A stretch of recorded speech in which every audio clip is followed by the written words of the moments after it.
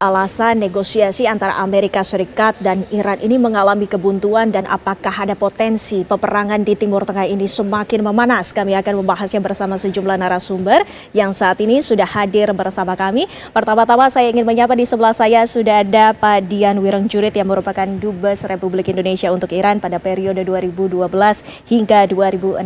Selamat malam Pak Dian, terima kasih sudah hadir kembali bersama kami. Sehat? Selamat malam Mbak Windy, sehat. Selamat malam pemirsa. Baik. Langsung saja kami juga ingin menyapa di sebelahnya sudah ada Mas Mulawarman Hanase yang merupakan dosen kajian Timur Tengah dari Universitas Indonesia. Selamat malam Mas Mulawarman. Terima kasih sudah hadir.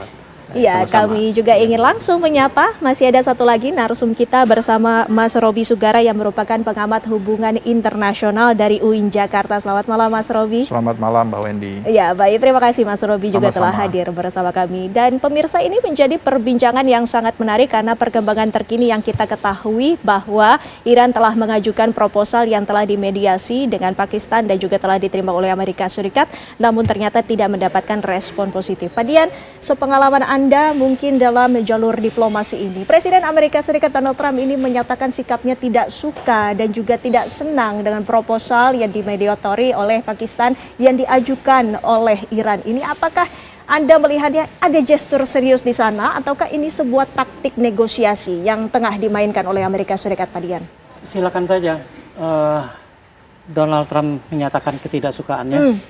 Iran juga belum tentu suka kok sama proposal dia, tapi begini. Tolong dilihatnya, ini timnya Trump ini sangat tidak paham diplomasi ya, nggak tahu etika, nggak tahu tata krama diplomasi ya. Coba perhatikan, kenyataannya seperti ini. Setelah yang pertama gagal, tidak mencapai kata sepakat, memang sudah diperkirakan, langsung dia bilang nanti akan jeda akan dilanjutkan berapa hari kemudian. Berapa hari kemudian menjelang harinya, dia sampaikan dua proposal yang isinya kalau nggak salah cuma 2 poin. Hormuz sama nuklir. Disampaikan kepada siapa? Tidak jelas. Dia hanya menyampaikan di media, kami akan menyampaikan 2 proposal ini. Kepada siapa? Silakan tanya Pakistan, apakah menerima secara resmi? Berarti tidak termasuk dalam meja perundingan tersebut? Belum tentu, apalagi Iran. Timnya sudah mau siap, mau berangkat. Si tim yang sama tuh, maklar real estate itu kan mau berangkat lagi. Iran aja nggak dikasih tahu, nggak tahu ada pertemuan akan berlangsung lagi. Pakistan tidak secara resmi setahu saya mengumumkan ronde kedua akan dimulai segini, kedua pihak akan hadir. Tidak ada, makanya tidak salah kalau Iran menyatakan saya nggak tahu menahu adanya perundingan kedua. Nah, tapi beredar di media massa bahwa Trump mengajukan 2 usul, terima atau tidak, ya enggak? Kan vonisnya begitu, terima atau tidak. Loh, bagaimana dia mengerti yang namanya negosiasi dalam konteks diplomasi ya? Dalam konteks diplomasi itu nggak begitu caranya. Satu, saling menghargai, menghormati negara yang akan dihadapi dalam perundingan itu, sekalipun musuh loh. Kedua kan harus setara.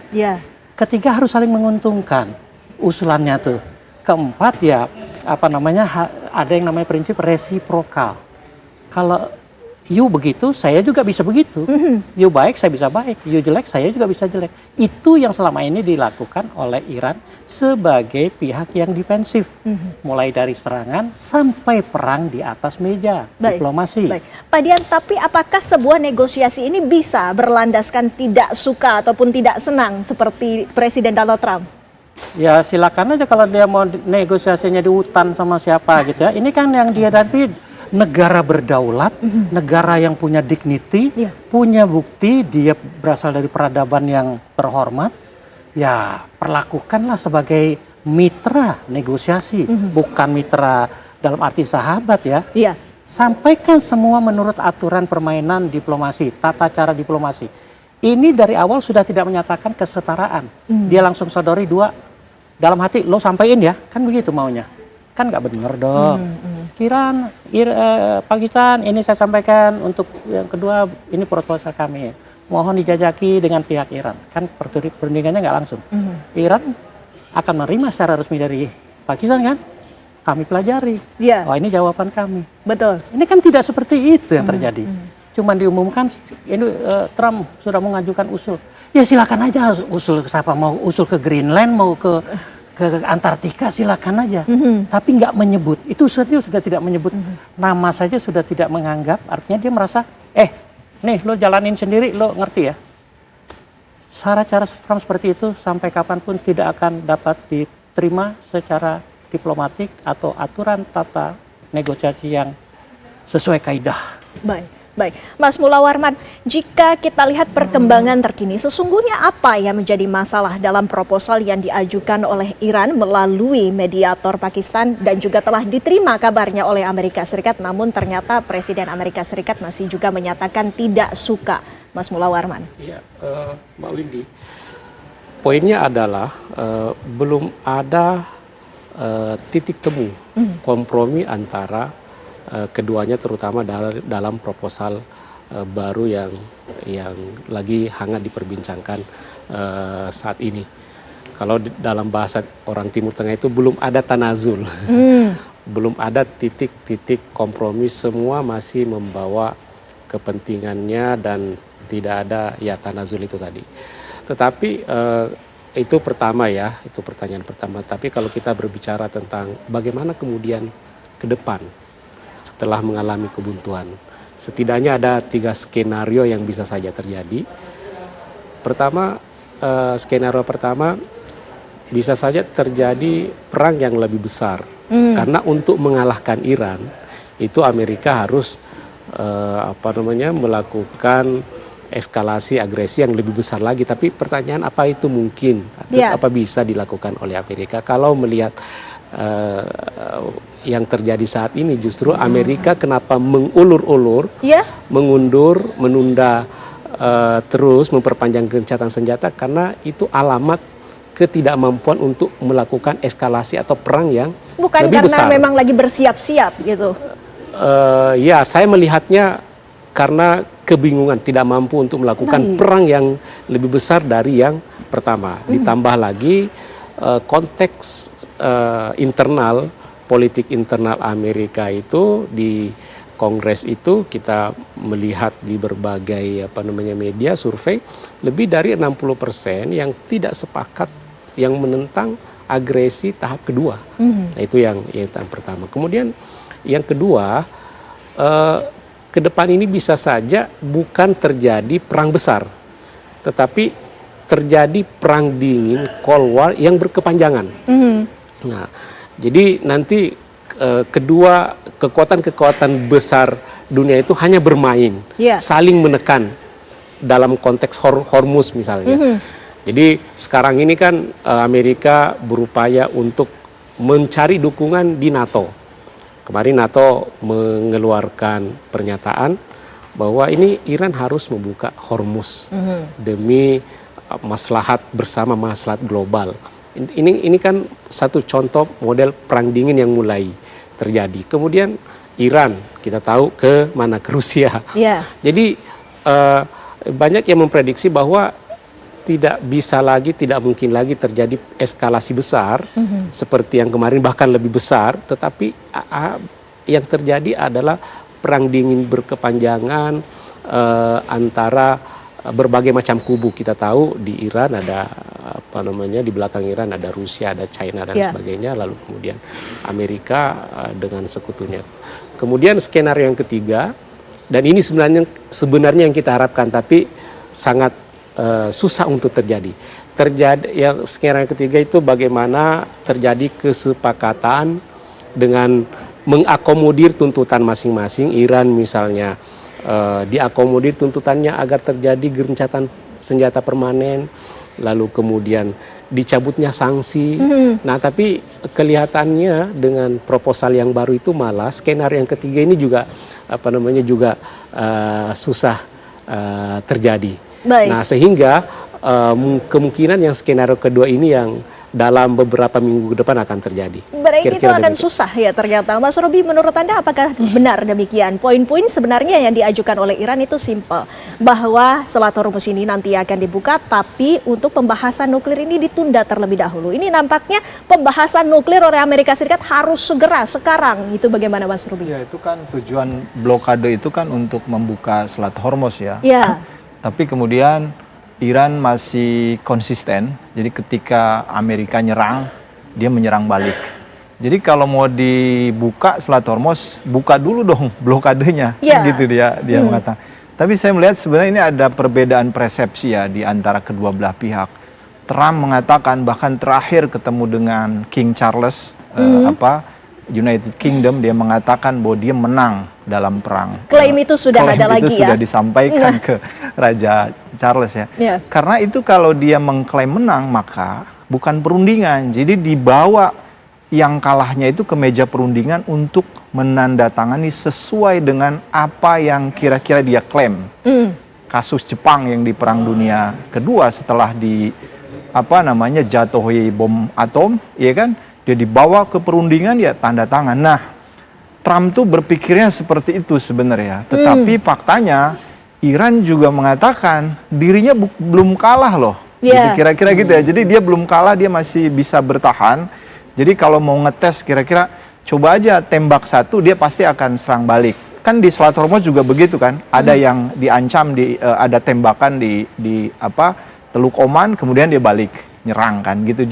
Jadi polanya kurang lebih seperti itu. Nah, saya melihat bahwa ke depan itu justru kalau perang akan kemudian menyebar ke lebih ke arah militer lagi atau serangan itu sangat kecil ya. Kalau lihatin dari beberapa faktor-faktor yang kemungkinan itu akan susah kemudian Amerika melakukan serangan-serangan militer lagi. Kecuali dia memenuhi keinginan Israel. Kalau Israel ingin meratakan Iran ya.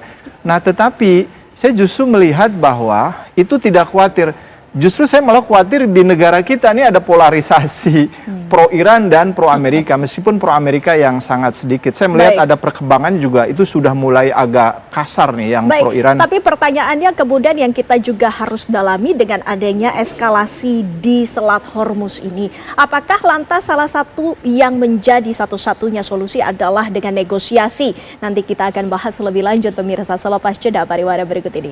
Kita lanjutkan dialog kami. Pak Dian, ini menjadi menarik. Apa yang menjadi statement dari Presiden Donald Trump? Jika saya mengutip tadi, Trump menyatakan keinginannya untuk Amerika Serikat segera membuka paksa Selat Hormuz. Padahal salah satu proposal yang diajukan oleh Iran adalah membuka Selat Hormuz. Ini menjadi ambigu, Pak Dian.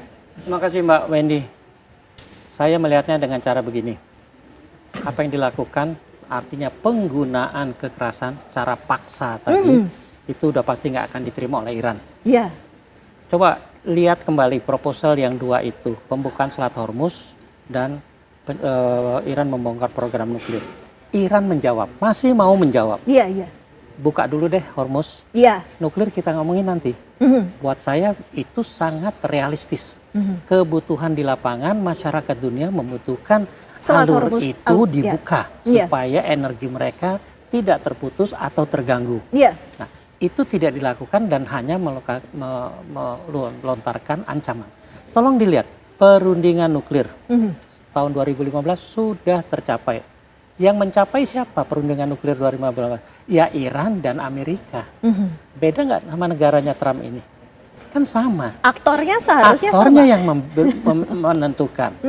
Artinya Obama presiden Amerika juga loh. Dipilih oleh rakyat Amerika, didukung mengadakan perdamaian. Iya. Dan tercapai. Loh, ini apakah Amerika yang terus bilang sama Trump, Trump batalin perjanjian? Kan tidak. Trump sendiri yang nggak tahu idenya dari mana. Mungkin dari UTAN, saya nggak tahu dia ketemu idenya di mana. Mungkin tahu-taunya dia membatalkan. Menyatakan perundingan damai tidak sesuai dengan kepentingan mereka. Loh, kok merundingkan sebuah proposal perdamaian, kok masih mementingkan kepentingan sendiri? Kan harus ada take and give-nya orang bilang. Harus ada saling berimbang, itulah kesetaraan. Loh, ini sudah tercapai 2015. Kalau mau jujur, timnya Trump, kalau masih ada pasal-pasal yang di 2012 mungkin dianggap kurang pas, silakan usulkan dari yang 2015. Ya. Lebih realistis, lebih mudah duduk di atas meja perundingan sama-sama di situ daripada mengusulkan 15 poin semaunya. Ya. Terus terang tidak heran kalau Iran menolak dengan 10 poinnya. Sekarang datang dengan 2 poin yang esensinya ada di situ. Iran harus tidak punya program nuklir. Itu nenek saya juga tahu. Yang namanya NPT itu memberikan hak kepada semua negara anggotanya, kita bilang negara pihak, memiliki program nuklir untuk tujuan damai. Lihat di JCPOA, Iran sudah mulai menurunkan ambang batas pengayaan uraniumnya sesuai yang ditetapkan 3,767% buat reaktor. Makanya tahap pertama dicek ke laboratoriumnya ternyata memang Iran patuh. Dana yang dibekukan oleh Amerika lagi udah mulai dicairkan 2 kali karena Iran sudah membuktikan dia menepati klausula yang harus dilakukan sebagai negara yang sepakat atas isi perjanjian itu. 2 kali putuskan gantilah sama yang satu ini. Semata-mata batal. Loh, artinya apa sih? Artinya satu, dia punya agenda sendiri. Udah jangan dibohongin deh. Kedua, apa sih yang diperjuangkan Iran selama ini? Palestina antara lain. Dia pasti punya agenda tentang Palestina si Trump. Apa sih yang diperjuangkan oleh Iran selama ini? Menjadi satu-satunya negara di kawasan Teluk yang tidak berada di bawah pengaruh Amerika. Bisa berdiri tegak sendiri. Baik. Bahwa kalau Iran sampai jatuh ke tangan Amerika, bisa dibayangkan kawasan Teluk itu 100% di bawah Amerika, di bawah orang seperti Trump. Kerannya Hormuz dipegang orang seperti Trump.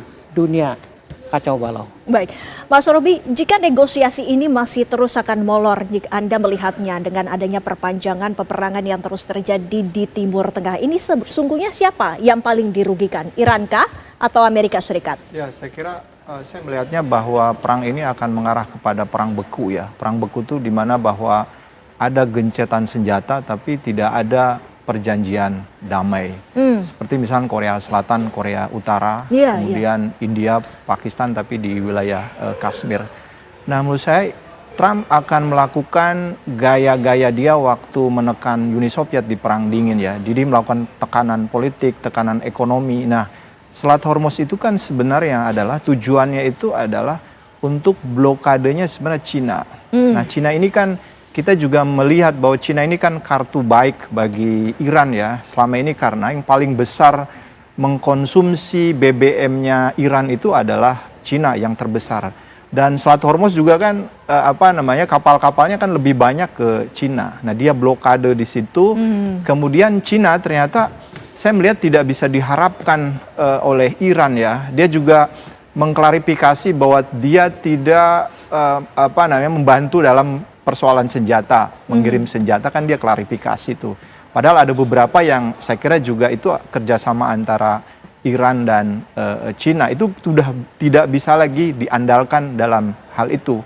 Makanya dia coba kemudian terbang ke Rusia kan, itu untuk kemudian memperkuat. Karena ada jalur utaranya Iran itu ada Kaspian ya. Pak Dian pasti paham betul soal Iran itu.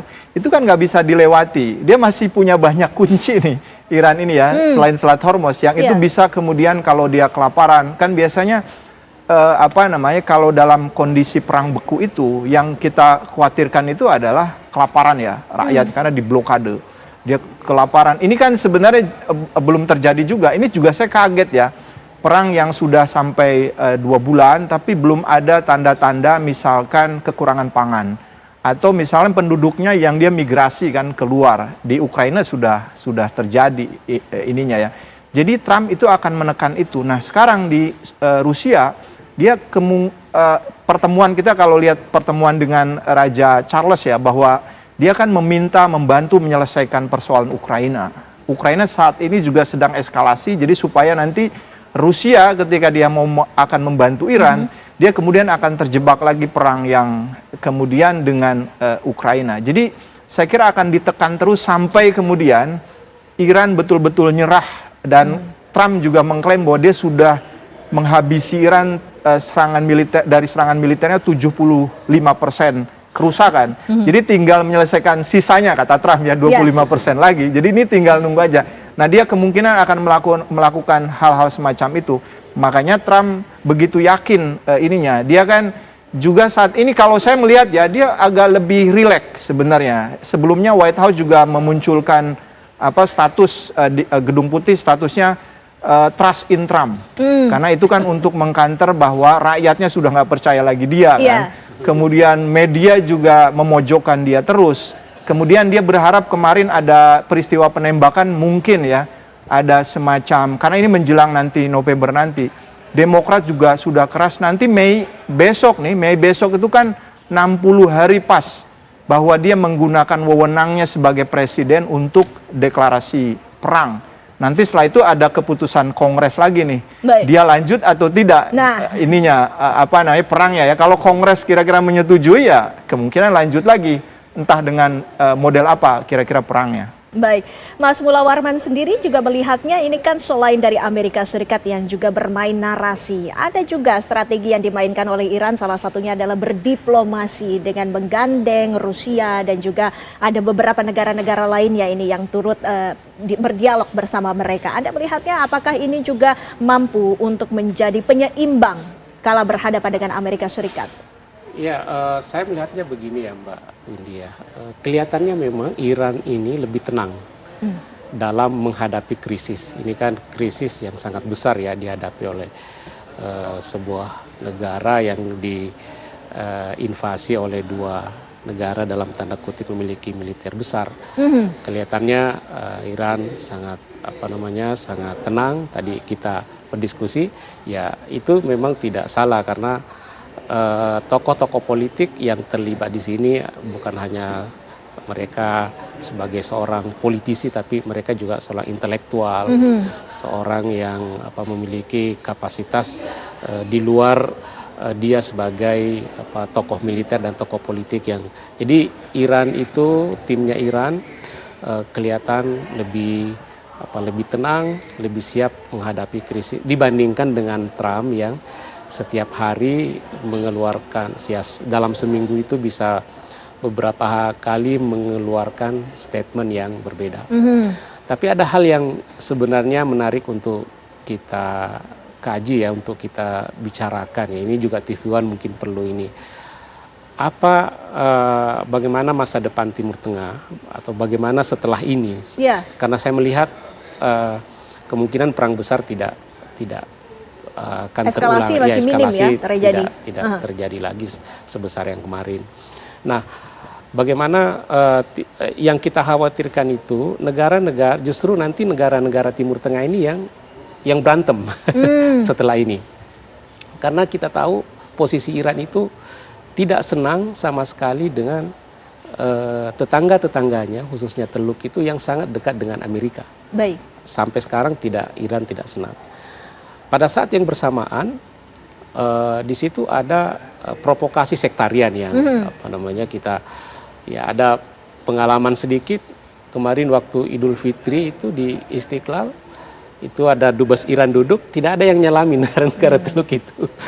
Nah itu kan ada itu kan pasti beririsan dengan apa yang terjadi di sana. Jangan sampai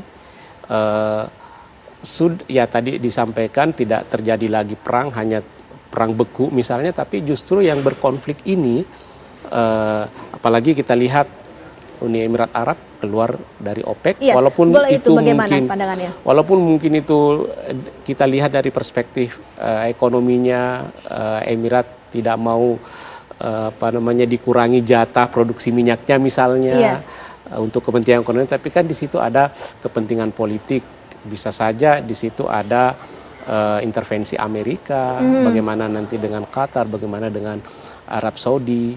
Nah, kalau negara-negara Timur Tengah ini tidak bijak dalam melihat kondisi ini, justru bisa perang. Nah, disinilah sebenarnya Indonesia bisa masuk ya. Kalau mediasi Iran, Amerika kemarin kan yang mengambil peran siapa? Pakistan. Saya kira untuk ada Iran wa Amerika, pos Iran Amerika ini justru Indonesia kita harapkan bisa masuk di situ. Tapi pertanyaannya mampu nggak Baik. Indonesia. Pak Dian, ini ternyata dari Timur Tengah sendiri ataupun negara-negara di Teluk ini juga memiliki kepentingan-kepentingan. Salah satunya adalah keluarnya Uni Emirat Arab dari OPEC. Anda melihatnya ini merupakan sebuah strategi yang memang didekatkan oleh Amerika Serikat? Hal yang paling penting buat sebuah negara adalah dalam konteks hubungan luar negeri adalah memperjuangkan kepentingan nasionalnya dengan negara lain atau dengan organisasi internasional lain. Baik. Buat saya kenyataan bahwa selama ini Amerika memanfaatkan atau memanipulasi hubungannya dengan negara-negara Teluk sudah mulai dirasakan secara nyata oleh negara-negara Teluk yang kemarin ikut-ikutan menyerang Iran. Padahal Iran membalasnya secara akurat ya, pangkalan-pangkalan militernya, tidak ada korban sipil yang signifikan, tidak seperti Amerika. Artinya apa? Kepentingan nasional Uni Emirat Arab dalam hal ini sudah jelas terganggu dengan mengikuti permainannya Amerika. Dia sudah merasakan bahwa tanpa ada perang ini antara Uni Emirat Arab dengan Eropa itu hubungannya sangat baik. Ketika Arab Saudi saja tidak punya hubungan diplomatik dengan Iran, Uni Emirat juga terikat di situ, tidak juga artinya memutuskan juga. Penerbangan tetap berlangsung kok, hubungan dagang tetap berlangsung kok antara Dubai dengan Teheran, apalagi yang lebih dekat ke Emiratnya ya, artinya yang berseberangan. Artinya mereka tahu kok, dengan Iran itu mereka bisa mendapatkan apa yang diharapkan dari sebagai kepentingan nasionalnya, kerjasama saling menguntungkan, tidak ada yang merasa di atas di bawah segala macam. Kaitannya dengan blokade Hormuz jelas merugikan karena dia terbatas, dia segala macam, padahal dia tahu OPEC itu pun tidak lepas dari urusan politik. Naik turunnya itu kan bisa ditentukan berbagai faktor, bukan hanya perang ini. Gitu loh. Dan yang bermain juga Amerika. Karena kalau supply dari Teluk itu berkurang karena berbagai macam cara yang dilakukan Amerika justru menambah produksinya. Artinya dia yang mendapatkan keuntungan. Yang permainan trik-trik Amerika seperti ini sudah dipahami oleh negara-negara Teluk. Mereka mulai menyadari, dan apa yang dilakukan oleh Uni Emirat Arab buat saya bukan tidak mungkin akan diikuti oleh negara-negara 6 yang lain. Oman jelas sudah agak memisahkan diri, Saudi sekarang juga sudah mulai artinya ikut dalam proses ini, artinya lebih mengedepankan diplomasi. Sementara yang unik lagi, kenapa tadi saya bilang kepentingan nasional, Arab Saudi dan Uni Emirat Arab juga sudah mulai bersengketa ya. Artinya di Sudan, juga di Yemen. Baik, lantas perkembangannya dengan adanya negosiasi yang sampai dengan saat ini belum menemui titik temu ini seperti apa? Nanti kita bahas lebih lanjut selepas jeda pemirsa. Kita lanjutkan dialog kami. Mas Robi, ini ternyata saling bajak-membajak kapal yang melintas di Selat Hormuz masih terjadi antara Amerika Serikat dan Iran. Mengapa demikian di tengah gencatan senjata yang masih terus berlangsung? Ya, ini kan dalam kondisi blokade ya, pasti setiap lalu lalang kapal pasti akan diperiksa yang mencurigakan atau apa, dan sering juga kalau kita menemukan ya hal-hal yang dalam hal blokade itu ada semacam kesalahan-kesalahan persepsi yang kemudian dia mengakibatkan saling tembak atau saling mengamankan. Tapi menurut saya ini tidak juga akan mengakibatkan sampai kepada perang laut ya. Ini masih bisa saya kira ditahan. Kenapa? Karena tekanan internasional juga tinggi kan. Semua negara saya kira yang kena dampak dari penutupan Selat Hormuz itu kan semua mengatakan gencatan senjata dulu yang penting. Nah, ini kan sudah terlaksana. Tapi gencatan di sini kan ternyata ada masalah baru, yaitu Selat Hormuznya ditutup, ya kan? Iran mau dibuka tapi blokadenya dibuka dulu oleh Amerika. Ini kan juga belum selesai. Tapi menurut saya akan terus begini nih sampai kemudian kira-kira Amerika, Trump ini menginginkan apa yang dia inginkan. Ya, kecuali nanti ada hal-hal yang kemudian ada perubahan politik apa di yang Amerika. Diinginkan sebenarnya? Ya, Iran tunduk dengan apa yang dia inginkan itu. Pertama adalah yang soal nuklir. Yang kedua saya kira bahwa Selat Hormuz itu ya kemudian digunakan untuk jalur yang dia tidak menjadi bagian ya, meskipun kemudian Iran sudah mengeluarkan undang-undang itu bagian dari kedaulatannya Iran. Jadi akan terus begini sampai, tapi kan kemudian tadi kan saya melihat bahwa Uni Emirat Arab keluar dari OPEC kan, ini ada peluang juga. Nah peluangnya bahwa ini kalau saya mendengar keterangan dari Menteri Energinya bahwa ini tidak ada persoalan politik kata dia kan, terkait dia keluarnya dari OPEC. Yeah. Ini murni untuk kemaslahatan, kurang lebih gitu yang saya terjemahkan, kemaslahatan.